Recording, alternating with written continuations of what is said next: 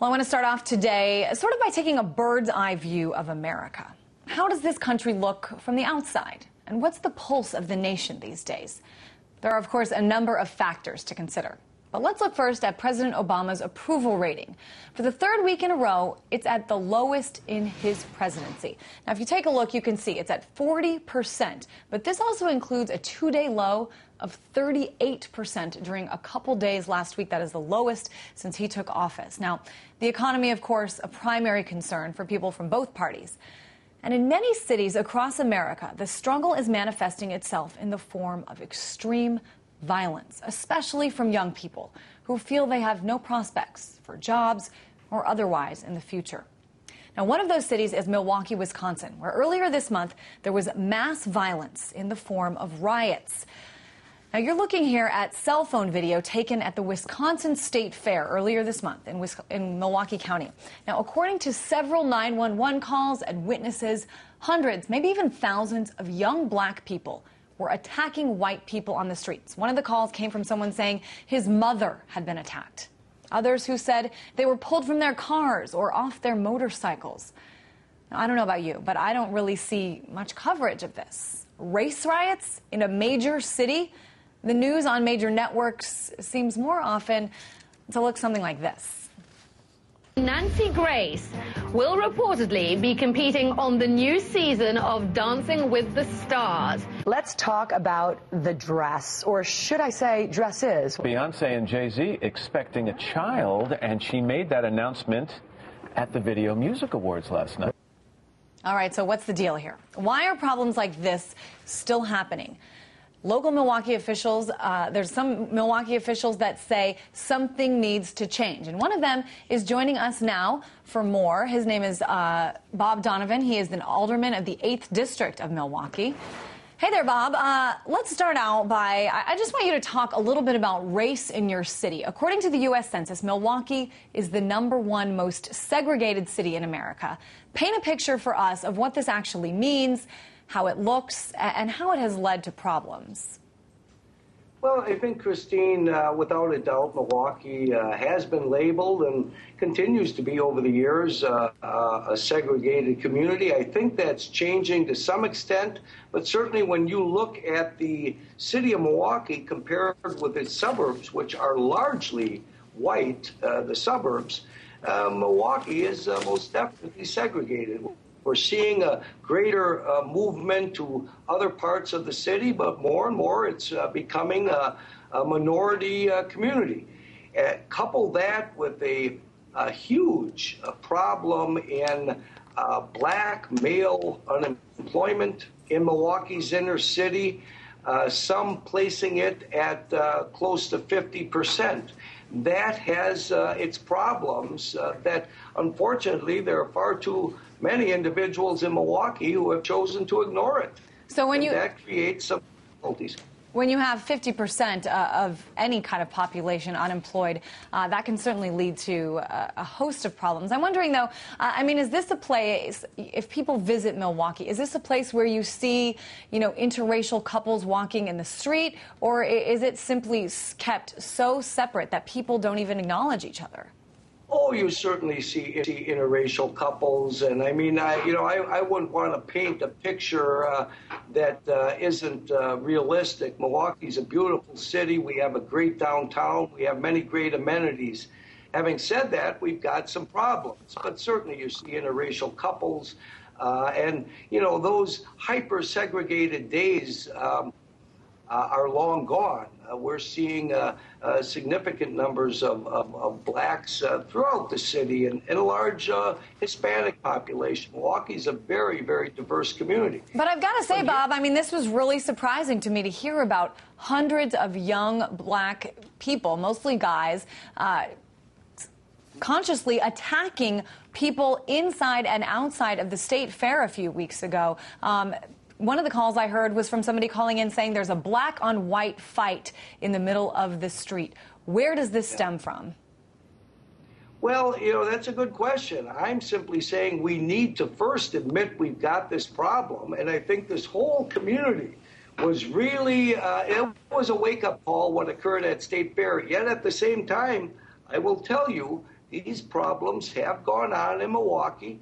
I believe, for whatever reason, there is an effort to keep some of it under wraps, and that concerns me. But we largely have many elected officials in Milwaukee who choose to ignore this because it's such a volatile issue.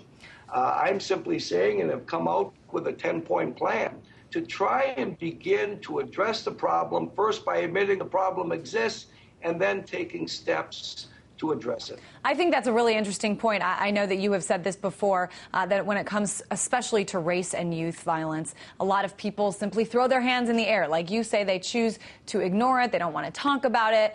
And they certainly don't want to think outside the box when it comes to dealing with it. I want to hear about some of your plans in a second, but just in terms of people kind of choosing to avoid it, in making this sort of the elephant in the room, what have you encountered? Well, quite frankly, we have a mayor in this community who, in my opinion, is in denial, indicating, as bizarre as it may sound, that what occurred at State Fair was not racial. Well, that's absurd. It was. And we as a community need to come together and admit that. And then work together in fashioning a plan to deal with it. But when that's coming from the mayor, it becomes very difficult to begin to galvanize the community when you've got the #1 leader saying, no, nothing to see here. So that concerns me. Not just the mayor as well. I know that when I've been reading about this, kind of been looking for something from the police department there in Milwaukee, and it just seems to be a series of no comments. We're not talking about it right now. When the mayor and the police are not addressing this problem, how is there any hope of it being fixed? Well, you're right. Although I will say this, I think you're going to see some leadership coming from some other segments in Milwaukee, and it's about time. I've had some very productive meetings with other individuals throughout the community that are indeed willing to stand up and say, hey, we've got some problems. Let's explore how we can work together to solve them. And unfortunately, when you're dealing with politics, we have far too many individuals in this community who wait to see which way the parade is headed and then run to the front to lead it. Well, so be it. But some of us are going to take the bull by the horns and do what we can to address this problem. Sadly, Bob, that's not just happening in Milwaukee in terms of people going whichever way the wind blows. Talk to me a little bit about now. We don't have time for all 10 of your points, but just one or two things that you think could really change the tide there. Well, I'm hoping three things right off the bat. Number one, we seriously need to look at our juvenile justice system. I think it's far outdated and is not nearly addressing the reality of growing up in an urban environment this day and age. So number one, we need some significant changes and improvements to the juvenile justice system.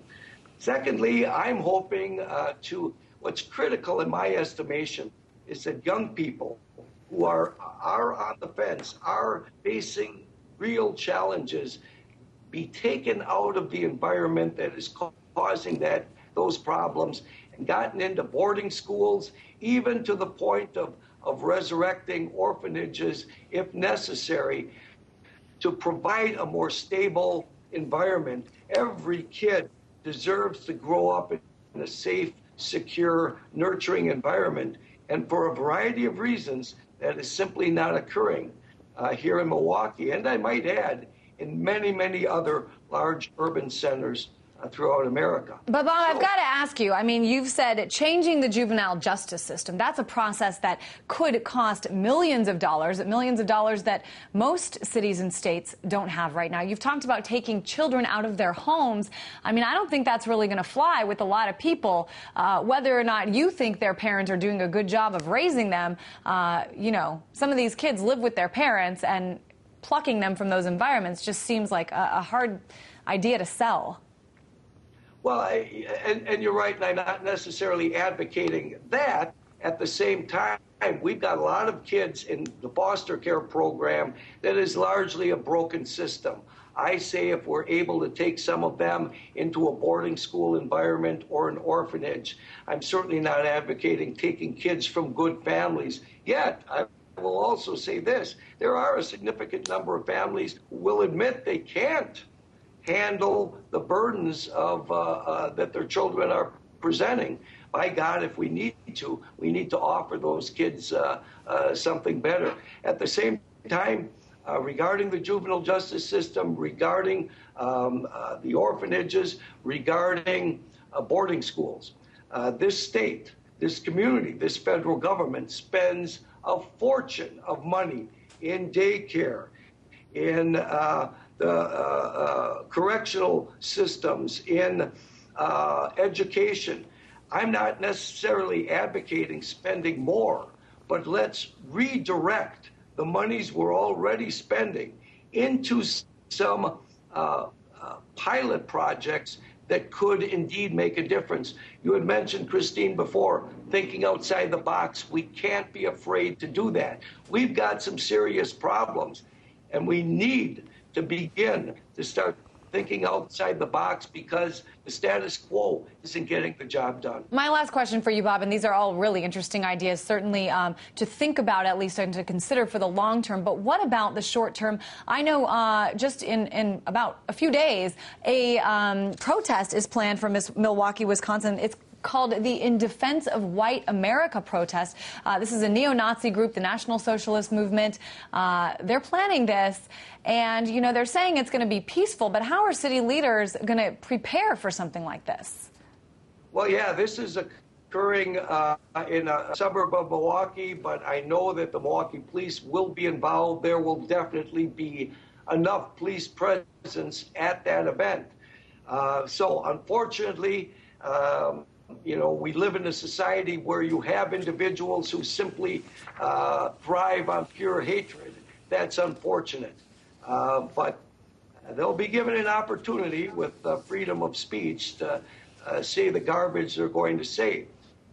But there will be a significant police presence there, and certainly we're all hoping that it does remain peaceful. But beyond that, first and foremost, it's the objective of government, or it needs to be, number one, to ensure that our citizens are kept safe. And I have long said that simply by virtue of the disorder and the things we're seeing here in Milwaukee, we do need a greater police presence. We need to fill the 150 police vacancies that exist, and we need to find the money to do that and provide additional overtime so that our decent people in Milwaukee can feel safe in every neighborhood within the city. Well, nice to hear that you're speaking up about all this when it sounds like a lot of people are not, and we do appreciate you speaking out to us. That was Alderman of the 8th District of Milwaukee, Bob Donovan.